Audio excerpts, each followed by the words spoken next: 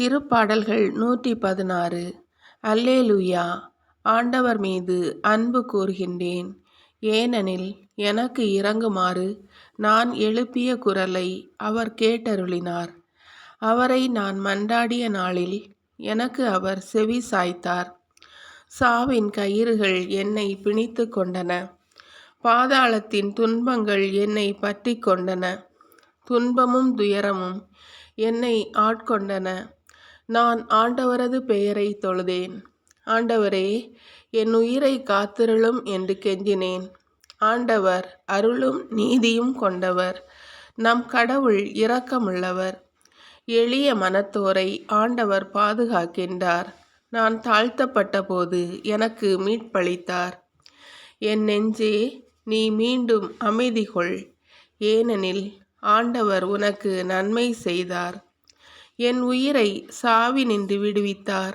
என் கண் கலங்காதபடியும் என் கால் இடராதபடியும் செய்தார். உயிர் வாழ்வோர் நாட்டில் நான் ஆண்டவர் திருமுன் வாழ்ந்திடுவேன்.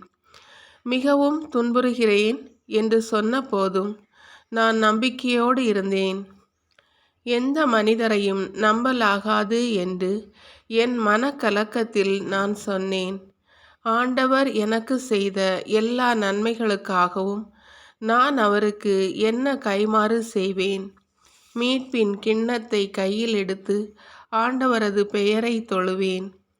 இதோ, ஆண்டவருடைய மக்கள் அனைவரின் முன்னிலையில் அவருக்கு என் பொருத்தனைகளை நிறைவேற்றுவேன். ஆண்டவர் தம் அன்பர்களின் சாவு அவரது பார்வையில் மதிப்புக்குரியது. ஆண்டவரே, நான் உண்மையாகவே உம் ஊழியன். நான் உம் பணியாள், உம் அடியானின் மகன். என் கட்டுகளை நீர் அவிழ்த்து விட்டீர். நான் உமக்கு நன்றி பலி செலுத்துவேன். ஆண்டவராகிய உம் பெயரை தொழுவேன். இப்பொழுதே உம் மக்கள் அனைவரின் முன்னிலையில் ஆண்டவரே, உமக்கு என் பொருத்தனைகளை நிறைவேற்றுவேன். உமது இல்லத்தின் முற்றங்களில் எருசலேமின் நடுவில் ஆண்டவரே, உமக்கு என் பொருத்தனைகளை நிறைவேற்றுவேன். அல்லேலூயா.